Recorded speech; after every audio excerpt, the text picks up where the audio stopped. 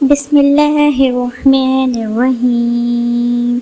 رسول اللہ صلی اللہ علیہ وآلہ وسلم جب رات میں تہجد کے لیے کھڑے ہوتے تو یہ دعا پڑھتے، جس کا ترجمہ یہ ہے: اے میرے اللہ، ہر طرح کی تعریف تیرے ہی لیے زیبا ہے۔ تو آسمان اور زمین اور ان میں رہنے والی تمام مخلوق کا سنبھالنے والا ہے، اور ہم تمام کی تمام بس تیرے ہی لیے مناسب ہے۔ آسمان اور زمین اور ان کی تمام مخلوقات پر حکومت صرف تیرے ہی لیے ہے اور تعریف تیرے ہی لیے ہے۔ تو آسمان اور زمین کا نور ہے اور تعریف تیرے ہی لیے زیبا ہے۔ تو سچا ہے، تیرا وعدہ سچا، تیری مخلوقات سچی، تیری ملاقات سچی، تیرا فرمان سچا ہے، جنت سچ ہے، دوزخ سچ ہے، انبیاء سچے ہیں، محمد صلی اللہ علیہ وآلہ وسلم سچے ہیں، اور قیامت کا ہونا سچ ہے۔ اے میرے اللہ، میں تیرا ہی فرما بردار ہوں اور تجھی پر ایمان رکھتا ہوں، تجھی پر بھروسہ ہے، تیری ہی طرف رجوع کرتا ہوں، تیرے ہی عطا کیے ہوئے دلائل کے ذریعے بحث کرتا ہوں اور تجھی کو حکم بناتا ہوں۔ بس جو خطائیں مجھ سے پہلے ہوئیں اور جو بعد میں ہوں گی، ان سب کی مغفرت فرما، خواہ وہ ظاہر ہوئی ہوں یا پوشیدہ۔ آگے کرنے والا اور پیچھے رکھنے والا تو ہی ہے، معبود صرف تو ہی ہے۔ یا یہ کہا کہ تیرے سوا کوئی معبود نہیں۔ ابو سفیان نے بیان کیا کہ عبدالکریم ابو امیہ نے اس دعا میں یہ زیادتی کی ہے: لا حول ولا قوۃ الا باللہ۔ سفیان نے بیان کیا کہ سلیمان بن مسلم نے طاؤس سے یہ حدیث سنی تھی۔ انہوں نے حضرت عبداللہ بن عباس رضی اللہ عنہ سے، اور انہوں نے نبی کریم صلی اللہ علیہ وآلہ وسلم سے۔ رسول اللہ صلی اللہ علیہ وآلہ وسلم رات میں 11 رکعتیں پڑھتے تھے۔ آپ صلی اللہ علیہ وآلہ وسلم کی یہی نماز تھی، لیکن اس کے سجدے اتنے لمبے ہوا کرتے تھے کہ تم میں سے کوئی نبی صلی اللہ علیہ وآلہ وسلم کے سر اٹھانے سے قبل 50 آیتیں پڑھ سکتا تھا، اور طلوع فجر ہونے پر فجر کی نماز سے پہلے آپ صلی اللہ علیہ وآلہ وسلم 2 رکعت سنت پڑھتے، اس کے بعد دائیں پہلو پر لیٹ جاتے۔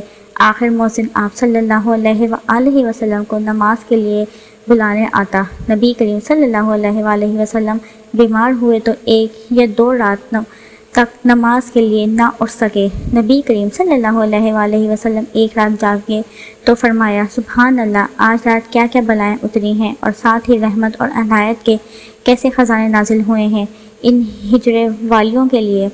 ازواج مطہرات رضوان اللہ علیہن کو کوئی جگانے والا ہے؟ افسوس کہ دنیا میں بہت سی کپڑے پہننے والی عورتیں آخرت میں ننگی ہوں گی۔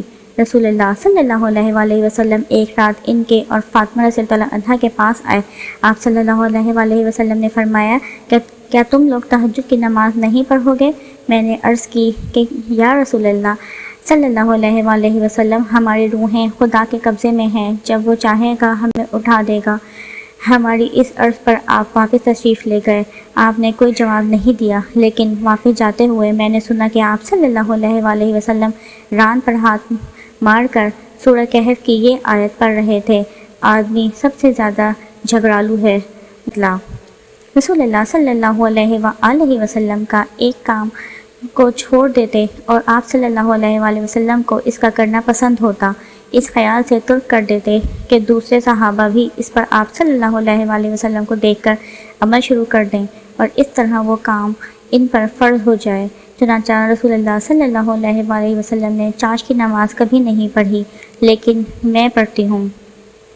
رسول اللہ صلی اللہ علیہ وآلہ وسلم نے ایک رات مسجد میں نماز پڑھی، صحابہ نے بھی آپ صلی اللہ علیہ وآلہ وسلم کے ساتھ یہ نماز پڑھی۔ دوسری رات بھی آپ صلی اللہ علیہ وآلہ وسلم نے یہ نماز پڑھی تو نمازیوں کی تعداد بہت بڑھ گئی۔ تیسری یا چوتھی رات تو پورا اجتماع ہی ہو گیا تھا، لیکن نبی کریم صلی اللہ علیہ وآلہ وسلم اس رات نماز پڑھانے تشریف نہیں لائے۔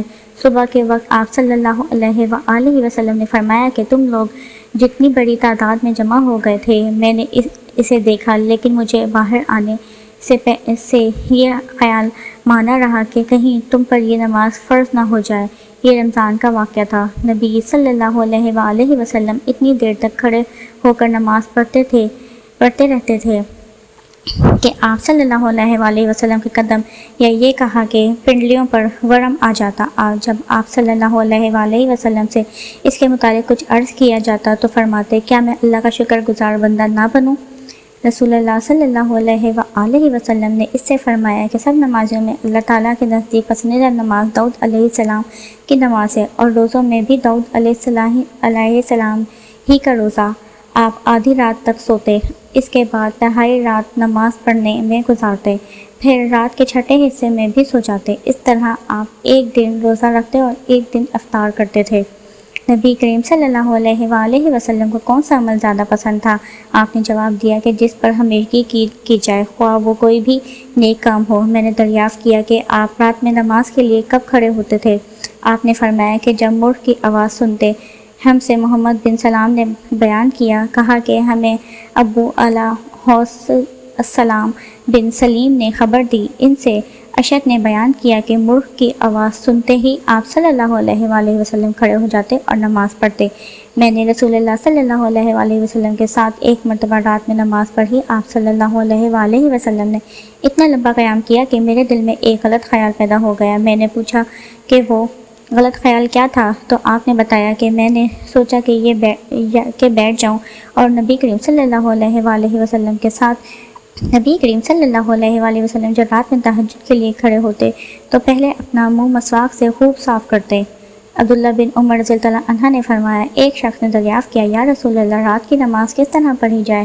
آپ صلی اللہ علیہ وآلہ وسلم نے فرمایا، 2 رکعت، اور جب طلوع صبح ہونے کا اندیشہ ہو تو 1 رکعت وتر پڑھ کر اپنی ساری نماز کو طاق بنا لے۔ نبی کریم صلی اللہ علیہ وآلہ وسلم کی رات کی نماز 13 رکعت ہوتی تھی۔ رسول اللہ صلی اللہ علیہ وآلہ وسلم کسی مہینے میں روزہ نہ رکھتے تو ایسا معلوم ہوتا کہ اب آپ اس مہینے میں روزہ ہی نہیں رکھیں گے، اور اگر کسی مہینے میں روزہ رکھنا شروع کر دیتے تو خیال ہوتا کہ اب آپ صلی اللہ علیہ وآلہ وسلم کا اس مہینے کا ایک دن بھی بغیر روزے کے نہیں رہ جائے گا۔ اور رات کی نماز تو ایسی پڑھتے تھے کہ تم جب چاہتے آپ صلی اللہ علیہ وآلہ وسلم کو نماز پڑھتے دیکھ لیتے اور جب چاہتے سوتا دیکھ لیتے۔ محمد بن جعفر کے ساتھ اس حدیث کو سلیمان اور ابو خالد نے بھی حمید سے روایت کیا ہے۔ رسول کریم صلی اللہ علیہ وآلہ وسلم نے فرمایا کہ شیطان آدمی کے سر کے پیچھے رات میں سوتے وقت 3 گرہیں لگا دیتا ہے، اور ہر گرہ پر یہ افسوں پھونک دیتا ہے کہ سو جا، ابھی رات بہت باقی ہے۔ پھر اگر کوئی بیدار ہو کر اللہ کی یاد کرنے لگا تو ایک گرہ کھل جاتی ہے، پھر جب وضو کرتا ہے تو دوسری گرہ کھل جاتی ہے، پھر اگر نماز فرض یا نفل پڑھے تو تیسری گرہ بھی کھل جاتی ہے۔ اس طرح صبح کا وقت آدمی چاق و چوبند خوش مزاج رہتا ہے، ورنہ سست اور بد باطن رہتا ہے۔ نبی کریم صلی اللہ علیہ وآلہ وسلم کے سامنے ایک شخص کا ذکر آیا کہ وہ صبح تک پڑا سوتا رہا اور فرض نماز کے لیے بھی نہیں اٹھا۔ اس پر آپ صلی اللہ علیہ وآلہ وسلم نے فرمایا کہ شیطان نے اس کے کان میں پیشاب کر دیا ہے۔ رسول اللہ صلی اللہ علیہ وآلہ وسلم نے فرمایا کہ ہمارا پروردگار بلند برکت والا ہے۔ ہر رات کو اس وقت آسمان دنیا پر آتا ہے جب رات کا آخری تہائی حصہ رہ جاتا ہے۔ وہ کہتا ہے، کوئی مجھ سے دعا کرنے والا ہے کہ میں اس کی دعا قبول کروں؟ کوئی مجھ سے مانگنے والا ہے کہ میں اسے دوں؟ کوئی مجھ سے بخشش طلب کرنے والا ہے کہ میں اس کو بخش دوں؟ نبی کریم صلی اللہ علیہ وآلہ وسلم رات میں نماز کیوں کر پڑھتے تھے؟ آپ نے بتلایا کہ شروع رات میں سو رہتے اور آخر رات میں بیدار ہو کر تہجد کی نماز پڑھتے، اس کے بعد بستر پر آ جاتے اور جب مؤذن اذان دیتا تو جلدی سے اٹھ بیٹھتے۔ اگر غسل کی ضرورت ہوتی تو غسل کرتے، ورنہ وضو کر کے باہر تشریف لے جاتے۔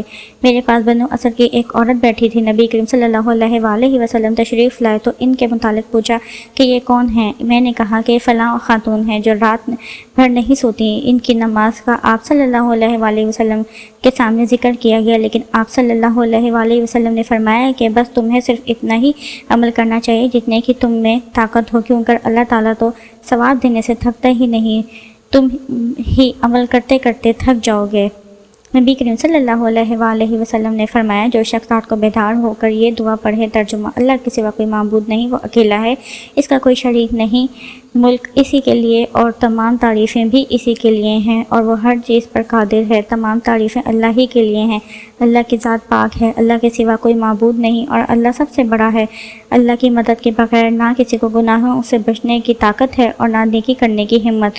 پھر یہ پڑھے، ترجمہ: اے اللہ میری مغفرت فرما، یا یہ کہا کہ کوئی دعا کرے تو اس کی دعا قبول ہوتی ہے، پھر اگر اس نے وضو کیا اور نماز پڑھی تو نماز بھی مقبول ہوتی ہے۔ نبی کریم صلی اللہ علیہ وآلہ وسلم نے عشاء کی نماز پڑھی، پھر رات کو اٹھ کر آپ نے تہجد کی 8 رکعتیں پڑھیں اور 2 رکعتیں صبح کی اذان و اقامت کے درمیان پڑھیں، جن کو آپ کبھی نہیں چھوڑتے تھے۔ فجر کی ستون پر مدامت ثابت ہوئی۔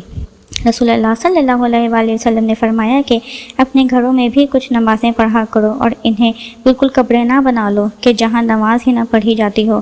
وحی کے ساتھ اس حدیث کو عبد الوہاب ثقفی نے بھی ایوب سے روایت کیا ہے۔